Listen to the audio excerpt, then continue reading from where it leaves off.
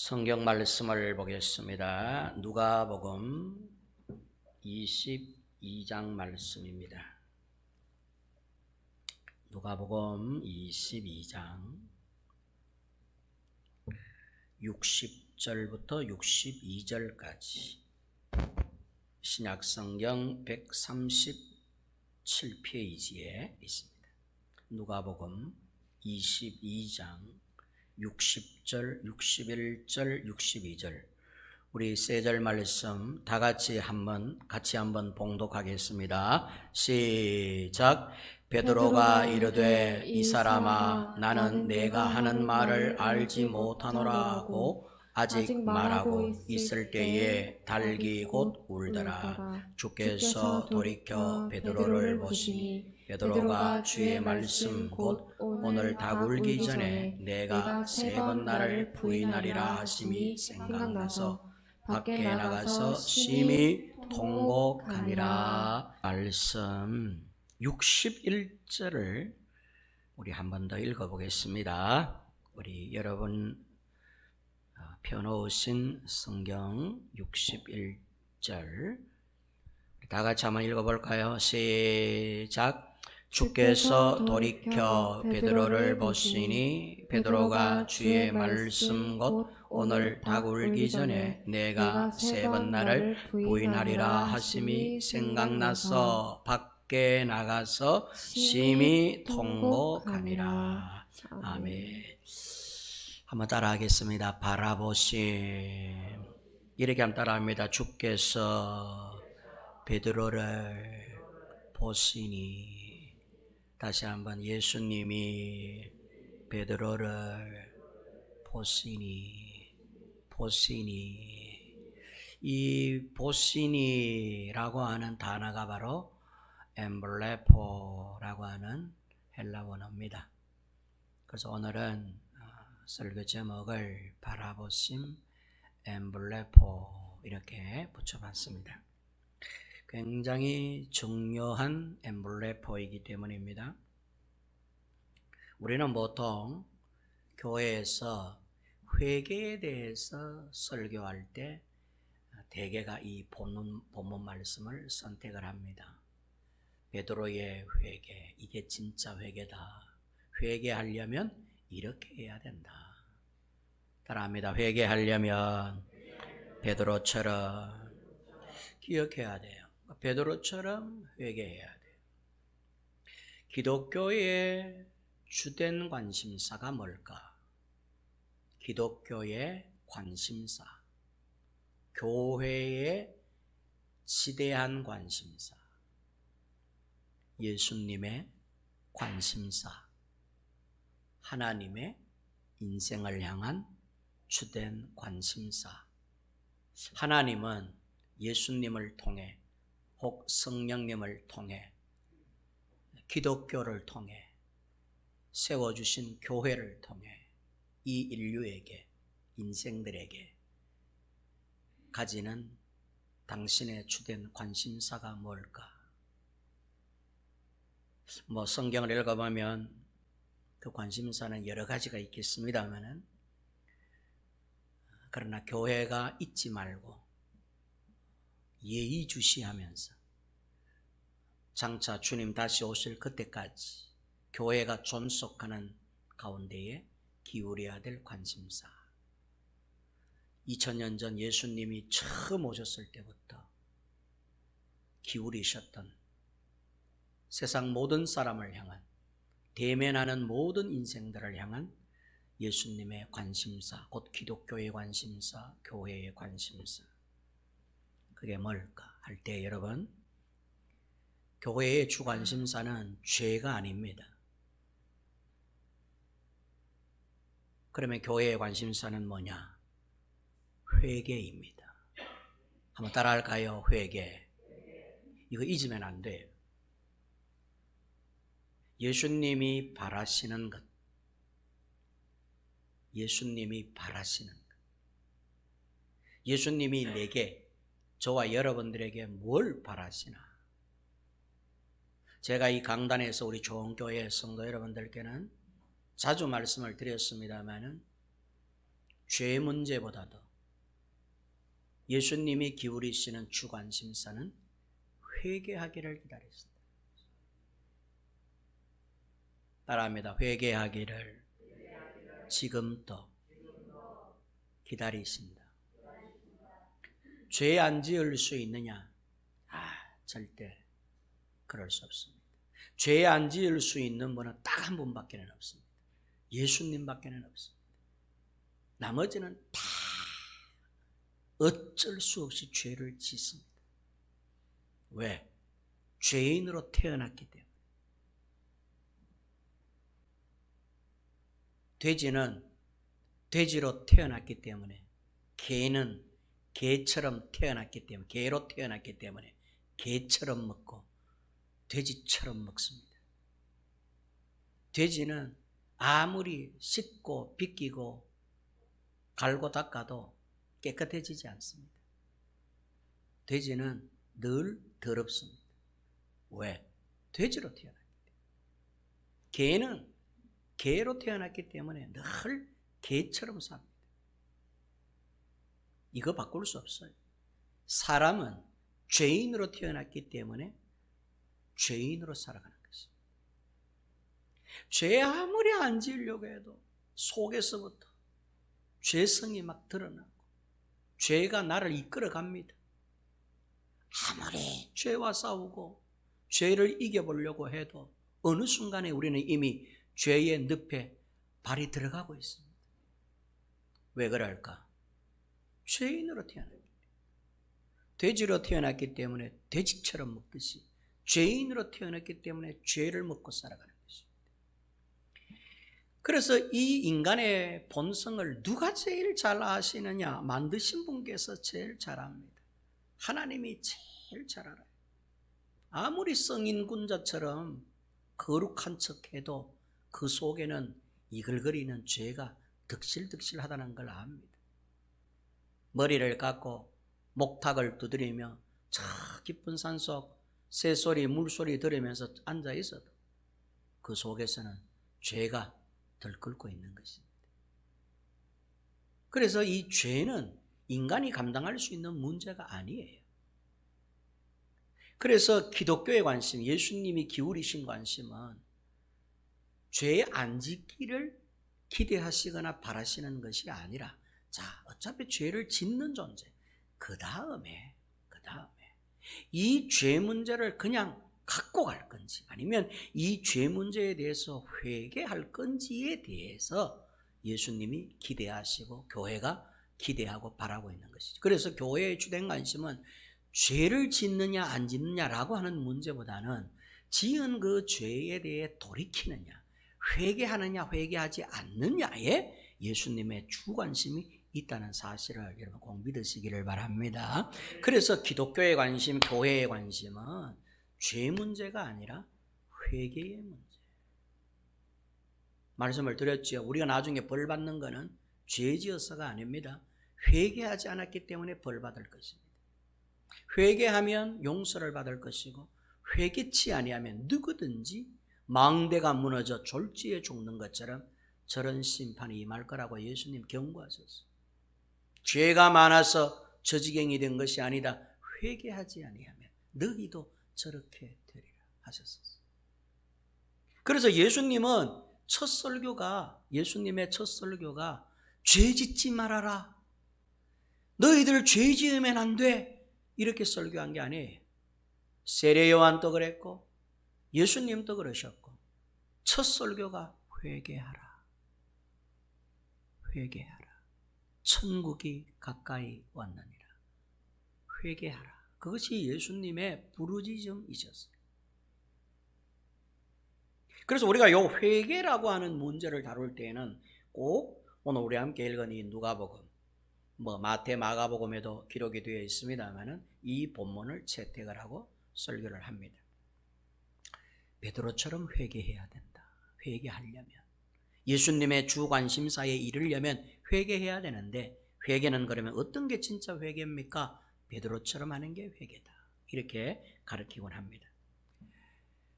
베드로의 회개는 간단하게 말씀을 드리면 전인격적 회개였습니다. 따라합니다. 전인격적 회개.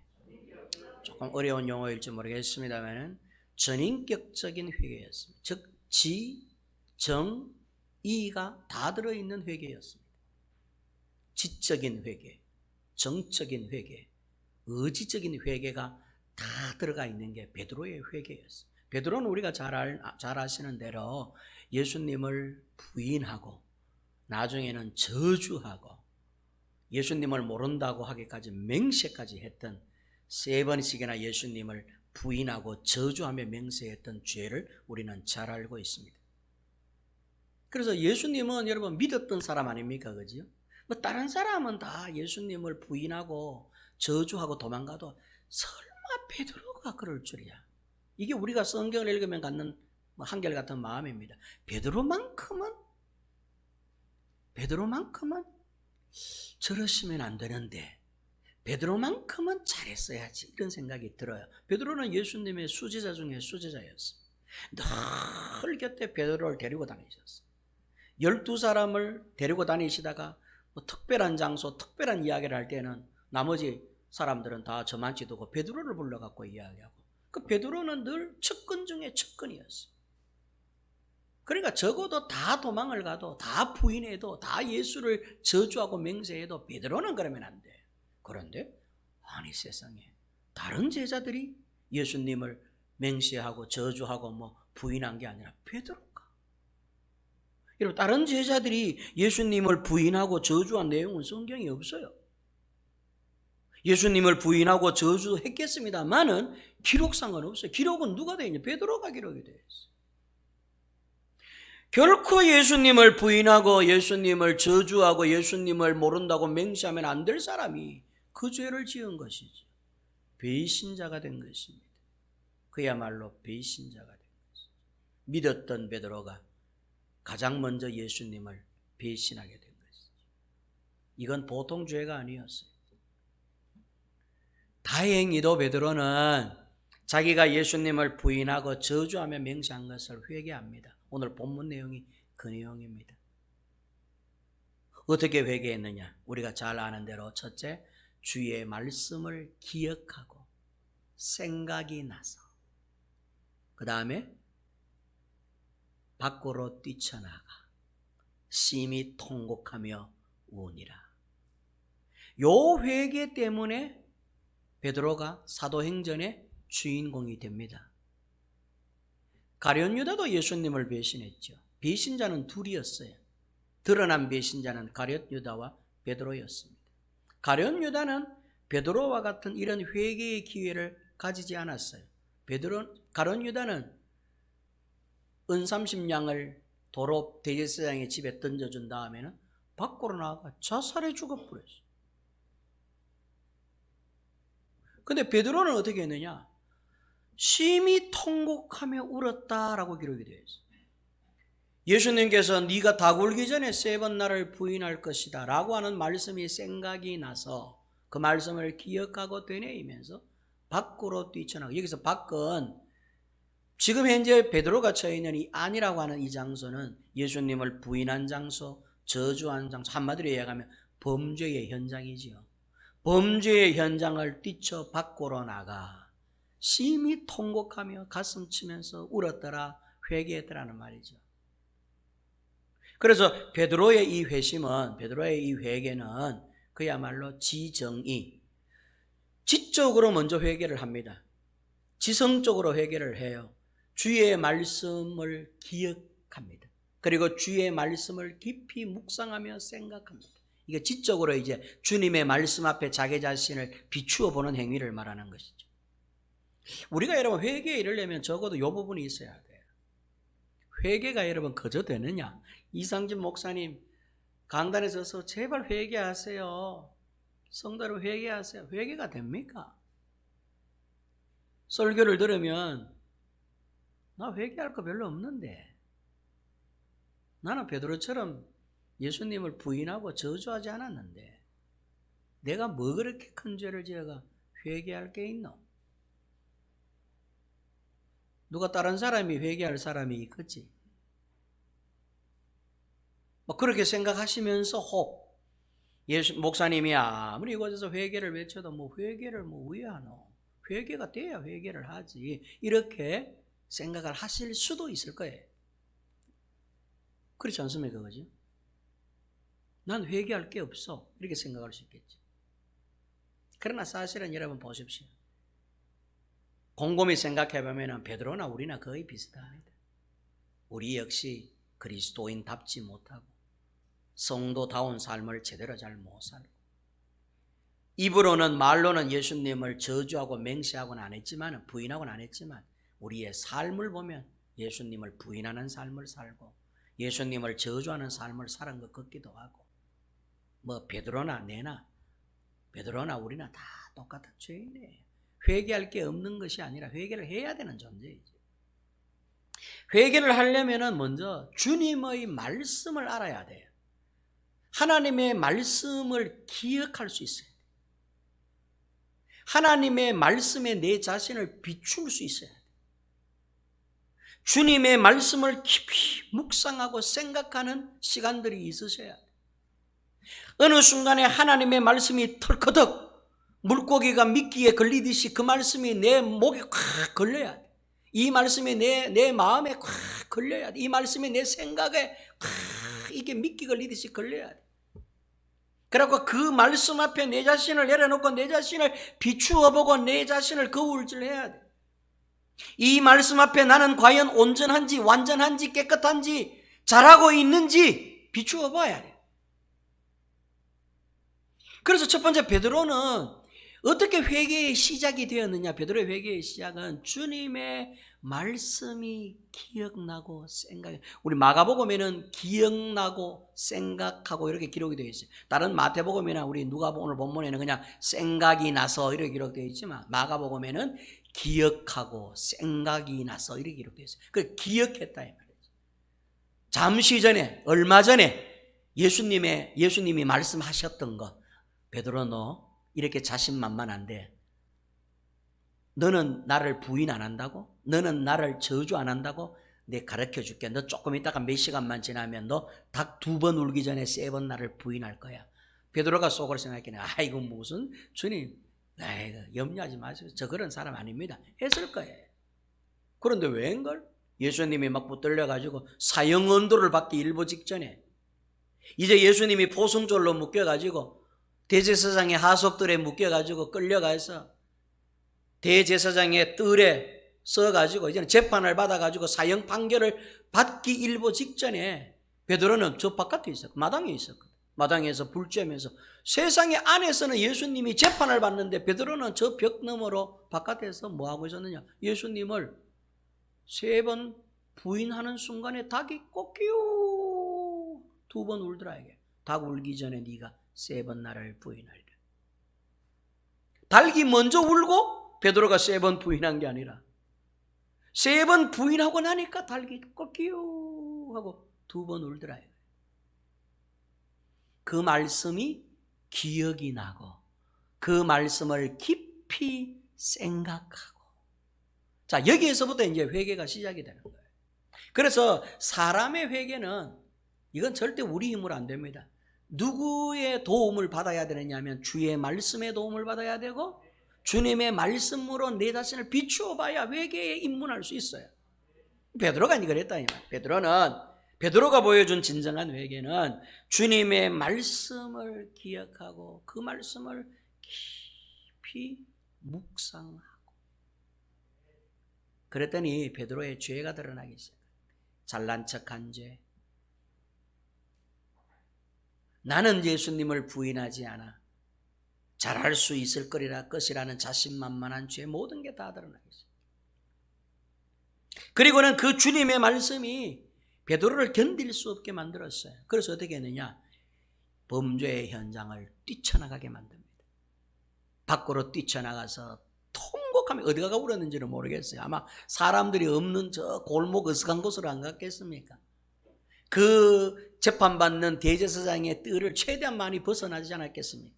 홀로 어두컴컴한 곳에 갔는지는 모르겠지만은 그곳에 가서 혼자 벽을 치고 울었는지 땅을 치며 울었는지 심히 통곡했다는 것은 여러분 애통했다느냐 내가 와 그랬을까? 내가 왜 예수님을 부인했을까? 세상에 예수님이 얼마나 실망을 많이 하셨을까? 예수님이 얼마나 크게 내게 실망했을까? 나 왜 이 모양이지? 나 이 사라가 뭐 하는가 뭐 이러면서 막 통회했다는 이야기죠. 통곡하니라 라고 하는 것을 정적 회개라 그럽니다. 머리에서부터 회개한 게 아니라 예수님의 말씀을 기억하고 예수님의 말씀을 되뇌이고 생각하며 내 자신을 쫙 비춰보면 이 지성적 지적인 회개가 들어가는 순간에 이 회개가 가슴으로 툭 떨어지더니 이 지성적 회개가 견딜 수 없도록 내 가슴을 갖다가 짓누르는데 이 회개가 마음으로 콕 떨어지는 거예요. 그래서부터 눈물이 나고 막 애통함이 나고 막 죄책감이 일어나고 죄의식이 일어나고 막 이러면서 가슴을 통회하게 되는 것이죠. 회개가 말이죠. 지적 회개에서 끝나버리는 사람들도 생각보다 많습니다. 머리로만 회개하는 거지 뭐. 머리로만 회개하고 이게 가슴까지 안 내려오는 거야. 통곡하며 우는 데까지는 이르지를 못하는 거예요. 여러분 요즘요 예수님이 뭐라 그러셨느냐 보세요. 애통하는 자는 벌을 받나니 그러시지 않고 애통하는 자는 복이 있나니 하나님의 위로를 받을 것이다. 애통하는 자는 복이 있나니 하나님의 위로를 받을 것이며, 자, 애통하는 자가 복이 있다 그랬는데 요즘 시대요 애통하는 자가 없어요. 애통함의 부재의 시대, 애통함이 사라져버린 시대에, 삭막한 시대에 저와 여러분들이 참 믿음 생활 힘겹게 하고 계십니다. 일반 사람들은 그렇다 치더라도 교인들에게조차도 애통함이 사라지는 시대. 불과 얼마 전까지만 해도 우리 좋은 교회 여기 개척하고 얼마 전까지만 해도 저 감림산 기도원요 애통하는 자들이 미어 터졌습니다. 47인승 대형버스가 여러분 18대가 돌았어요. 18대. 감림산 기도원에서 47인승 대형버스를 18대를 돌리면서 포항, 영덕, 대구, 구미, 김천, 부산, 거제 온 데다 차량을 돌리면서 교인들이 미어 터지도록 타고 와가지고는 저 대성전 여러분 한 3,000명, 4,000명 들어가지 않습니까? 저 예배당이 꽉 차가지고 불과 여러분 15년 전만 해도 애통함이 있었다니까. 전부 직장생활하는 사람들, 장사하는 사람들 하루 종일 일하고 피곤해도 기도원 쫓아 올라와서 가슴을 치며 회개하고 주님 복을 주세요. 회개합니다. 저에게 벌을 주세요. 잘못됐어요. 하나님 말씀 드리며 아멘 아멘 하면서 찬송하면서 1시간 동안 앞에 찬양대가 이끄는 찬양대와 함께 찬양을 하면서 통성으로 기도하면서 국가와 민족을 위해 기도, 애통함이 있었어요. 지금 없어요. 기도원, 감림산 기도원 대형버스 다 처분했습니다. 한 대도 없습니다. 대성전에 사람이 너무 없어가지고 소성전에서 지금 집회를 합니다. 그것도 연세 드신 할아버지 할머니 권사님 은퇴하신 장로님 권사님들 이런 분들이 와서 집회를 요즘 화요 집회 금요 집회 일부 몇 분들이 하고 계세요. 젊은이들은 거의 없습니다.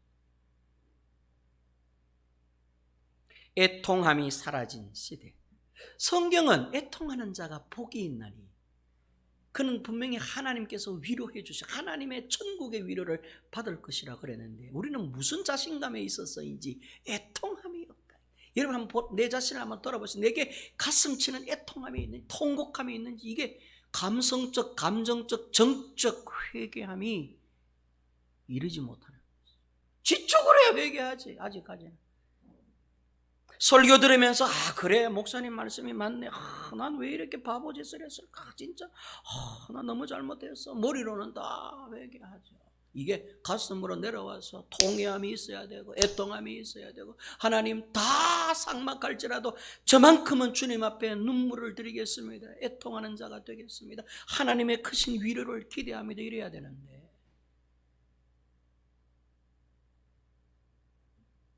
애통함이 사라진 시대에 우리가 살다 보니까 이 정적 회개가 이게 우리에게 이게 잘 없는 거예요.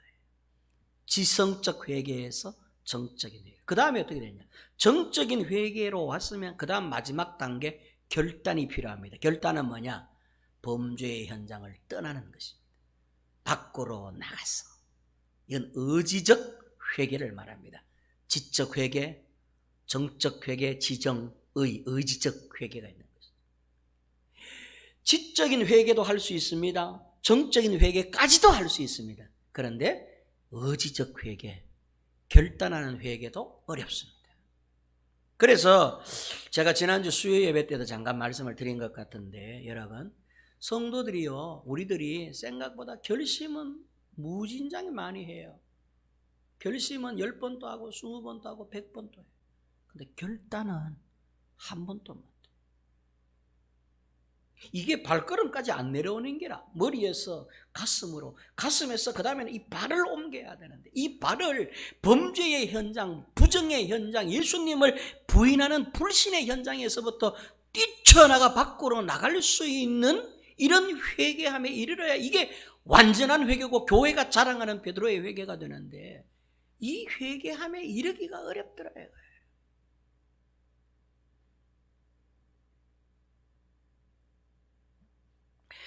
하나님이 바라시는 것은, 하나님이 기대하시는 것은 바로 이 베드로의 회개가 모든 성도들에게, 모든 교인들에게 있기를 바라시는데, 생각보다 우리들은 이 회개함을 중요하게 여기는 마음들이 조금 더 부족하십니다. 이거 해야 되거든요. 집사람하고 요즘 제가 TV를 켜면 유튜브를 많이 봅니다.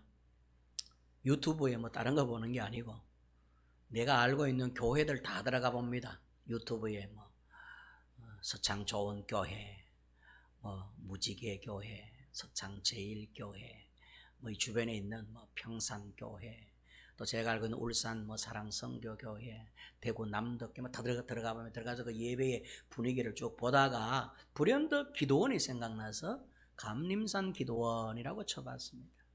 쳐봤더니 영상이 올라와 있어요. 언제 거? 화요 집회 때 거. 지난 화요일 날 화요 집회 때 거. 27일 날 화요 집회 때 거 영상이 보니까 매주 올렸더라고.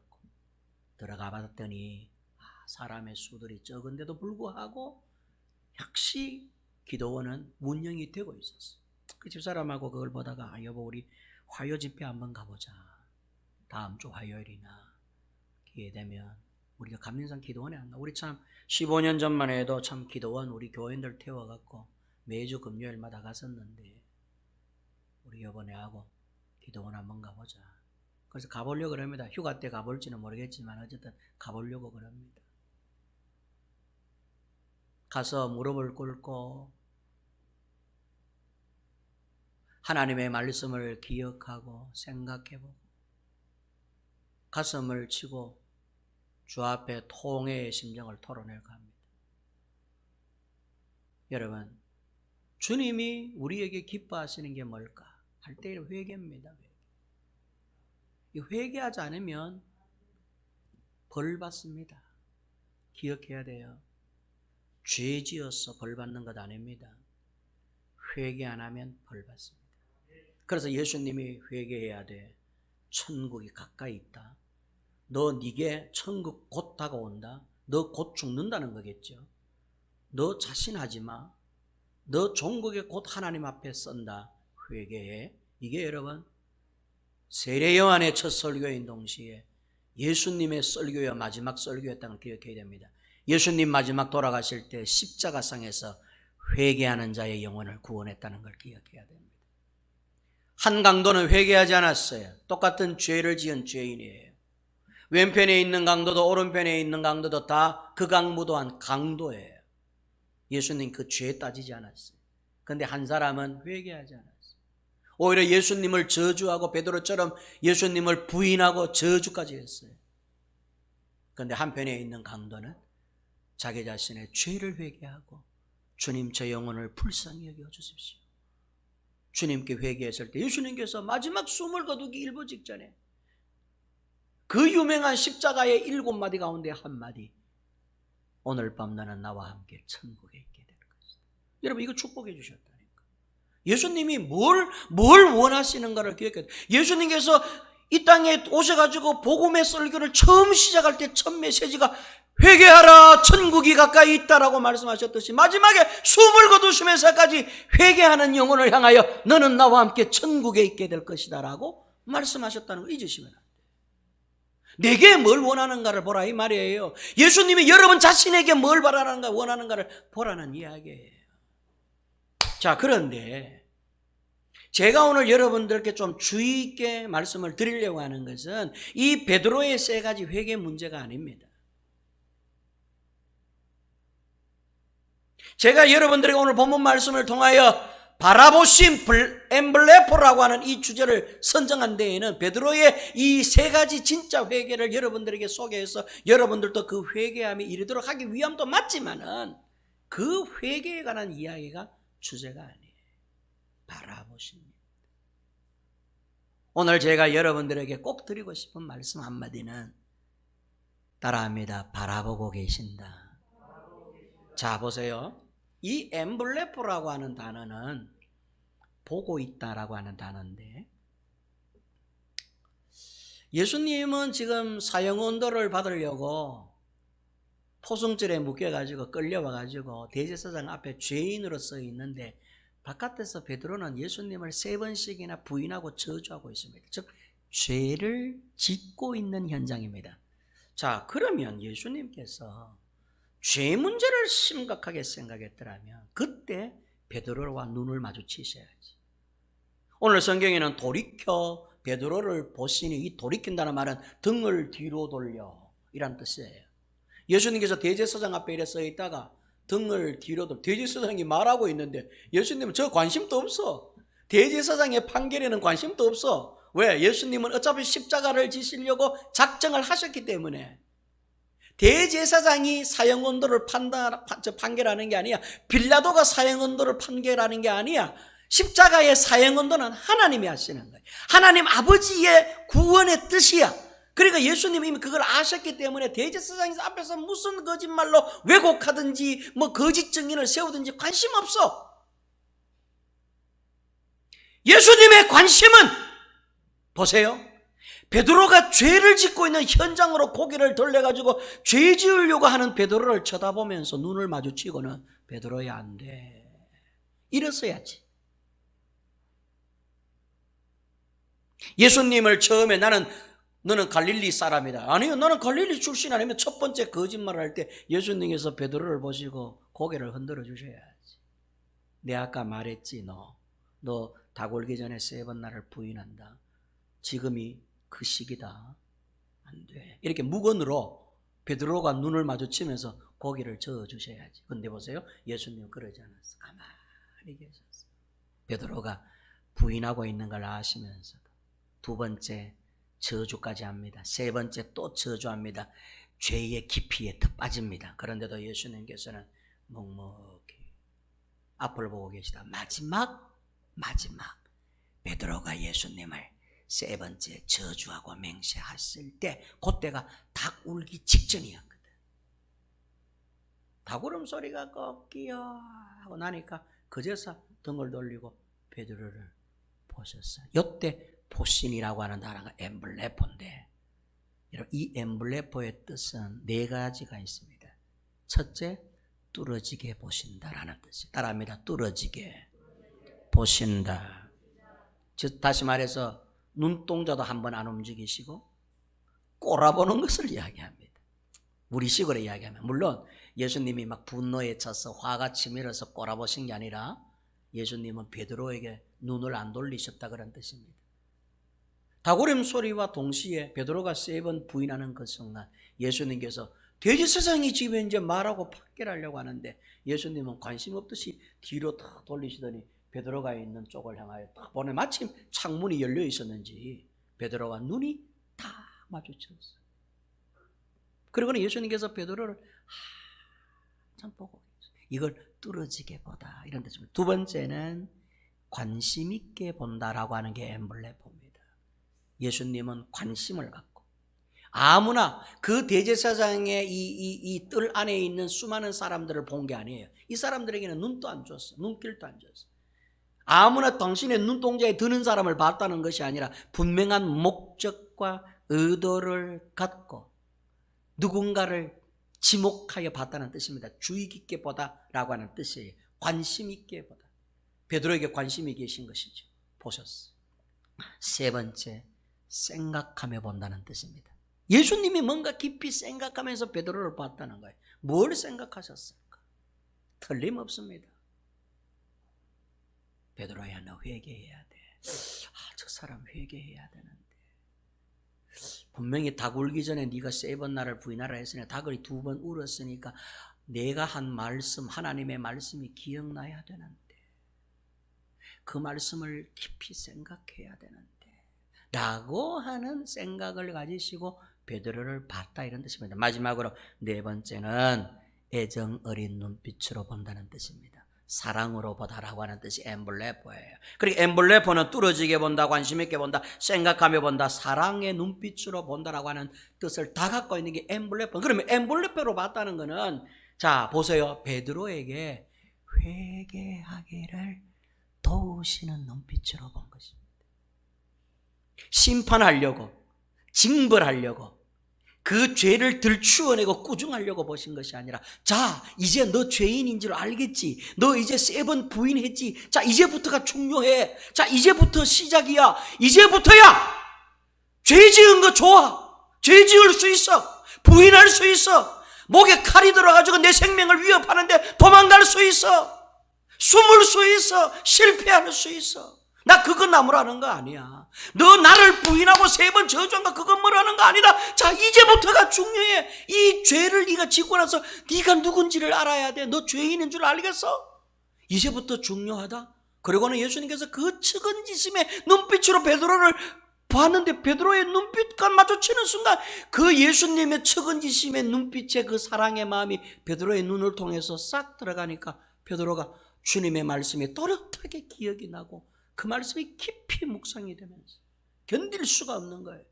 그리고는 밖으로 뛰쳐나가 통곡하면서, 잘못했습니다 주님, 네 잘못했습니다, 내가 2번 다시 이런 기회가 오면 이러지 않을게요, 주님을 위해 제가 헌신할게요, 대신할게요, 네 다시는 2번 다시 이런 죄지, 통곡했다는 거예요. 그럼 자, 베드로가 아까 지은 회개가, 주님 앞에 하는 회개가 완전한 회개, 참된 회개, 지정의에 변화된 회개라고 말해서 이게 주님께서 기뻐하시는 회개라고 했는데, 이 회개가 베드로가 갖고 있는 회개였느냐 하면 아니더라는 거예요. 뭐냐? 베드로의 회개는 누가 도와주신 회개였느냐? 주님이 도와주시는 회개더라. 베드로가 회개할 수 있도록, 밖으로 뛰쳐나갈 수 있도록, 자기 자신의 가슴을 치며 통회할 수 있도록 하나님의 말씀을 잊어버리지 않고 똑같이 단어 한 단어 하나까지 기억이 나서 그 말씀이 깊이 묵상이 되고 그 말씀 앞에 자기 자신을 던져놓고 비추어 볼 수 있도록 예수님께서 베드로를 지켜보시고 눈으로 보시면서 베드로에게 그걸 요구하고 계시는 거예요. 결국 베드로의 이 엠블레포 바라보심이 주의 말씀을 기억나게 하셨고, 그 말씀을 깊이 묵상하게 만드셨고, 밖으로 뛰쳐나갈 수 있는 의지적인 회개함에 이를 수 있도록 예수님의 그 엠블레포의 이 힘이 베드로를 밖으로 뛰쳐나가도록 만들어주셨고, 가서는 가슴을 치며 내가 잘못했습니다라고, 죄인 중에 그 강무도한 죄인임이라고 통곡하고 애통해하는 사람이 될 수 있도록 주님의 그 바라보심이 베드로를 그렇게 이끌어 가셨다라고 하는 것에 오늘 제가 여러분들에게 드리고 싶은 말씀입니다. 그러면 성도 여러분, 우리가 알아야 될 게 뭘까요? 회개해야 된다는 것, 물론 맞죠. 베드로처럼 지정의에 전인적 회개를 해도 그것 맞죠. 그것보다 우리가 오늘 이 시간에 잊지 말고 꼭 알아야 되는 것은, 예수님은 지금 또 저와 여러분들을 향하여 엠블레포하고 계신다는 사실. 뭐 하기를? 진정으로 회개할 수 있는 사람이 되세요. 주님은 우리 모두를 엠블레포 보고 계신다. 예수님이 우리를 왜 보고 계세요? 예수님은 지나간 한 주간 또 저와 여러분들을 보고 계셨어요. 여러분의 가정에서도 보셨고, 여러분의 직장에서도 보고 계셨고, 여러분들 운전을 하고 이동할 때도 보고 계시고, 여러분들의 손님을 맞이하면서 장사하고 가게를 운영할 때도 주님은 보고 계셨어요. 저도 보고 계셨고 여러분들도 다 보고 엠블랩 하고 계셨어요. 측은한 마음으로 애정어린 마음을 담고 사랑의 마음으로 우리 모두를 보고 계셨는데 어떤 사람은 예수님의 눈과 안 마주친 사람들도 있었고 예수님의 눈과 마주쳤지만 외면하는 사람들도 있었고 우리를 바라보시는 주님의 그 엠블레퍼의 마음을 헤아리지 못하고 회개하지 않고 버틴 사람들도 있어요. 한 주간 동안 말이죠. 그러나 이번 한 주간도 주님은 예외 없이 눈길을 우리에게 눈동자도 안 흔들리도록 우리를 보시고 계세요. 엠블레퍼 나를 보고 계시는 주님.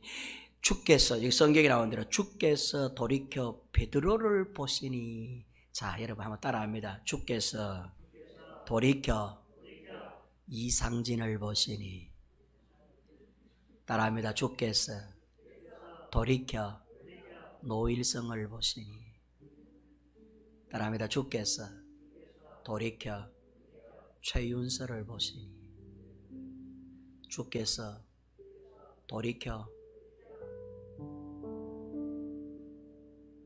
자기 이름을 넣어서 한번 해볼까요? 자기 이름을 넣어서 한번 해봅시다. 주께서 돌이켜 이상진을 보시니 자 여러분이 나를 보셔 이러면 안 되지.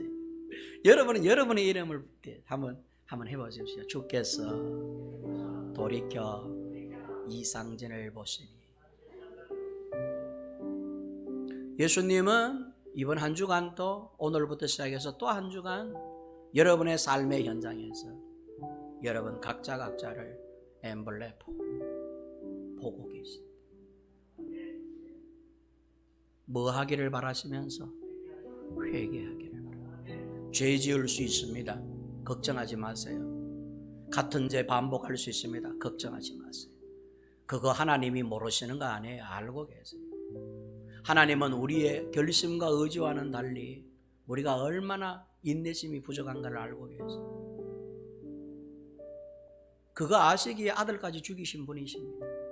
저 아들만 쳐다보면 다 용서함을 주시려고. 똑같은 죄를 10번, 100번 반복할 수 있습니다. 걱정하지 마세요. 예수님 그거 나무라시는 거 아니에요. 그런 자들이라는 걸 주님은 알고 계세요. 다만 이제는 그만 회개해라. 잘못했다고 시인해. 밖으로 나가. 그 죄의 현장에 있지 말고 끊어버려. 잘라버려. 나가. 그리고 베드로처럼 주님 앞에 탄식하며 울고 주님 제가 죄인이었습니다 하면 10번 똑같은 죄를 지었던 100번 똑같은 죄를 지었던 다 기억하지 않고 오늘 나와 함께 천국에 있게 될 것이다 하시겠다는 거예요. 누가복음 15장 돌아온 탕자 둘째 아들 아버지의 재산 다 탕진하고 돌아왔을 때 아버지께서 하나도 안 물으셨어요. 그 많은 재산 다 어떻게 했니? 묻지도 않아. 부담이 될까 봐 그냥 덮어놓고 안고 입을 맞추고 이 탕자는 한 게 아무것도 없는데 종들을 불러가 반지를 끼워라 신발을 신겨라 옷을 내어다가 입혀리는 죽었다가 살아난 네 아들이 다시고는 아버지의 남은 재산을 또 주셨어. 집안의 아들로 삼아주셨어. 그런 하나님이신데 우리는 자꾸 하나님이 벌 주시는 분이라고 생각해요. 회개하기를 바라시는 하나님, 돌아오기를 바라시는 하나님의 이 마음을 부디 알게 되시기를 주의 이름으로 축원합니다. 예수님은 이번 한 주간 또한 여러분들을 엠블레포 하실 것입니다. 회개함에 이르십니다. 결단하시는 여러분이 되시기를 주님의 이름으로 축원합니다. 우리 찬양 한 곡을 불러보겠습니다. 주 은혜의 힘을이라고 하는 찬양. 우리 다 아는 노래죠. 찬양이죠. 우리 말씀을 생각하면서 한번 오늘은 함께 우리 빔 프로젝트에 나옵니다. 가사 나오니까 한번 불러보겠습니다. 조금 천천히. 주 나의 모습 보네 상한 나의 맘 보시고 주 나의 눈물 아래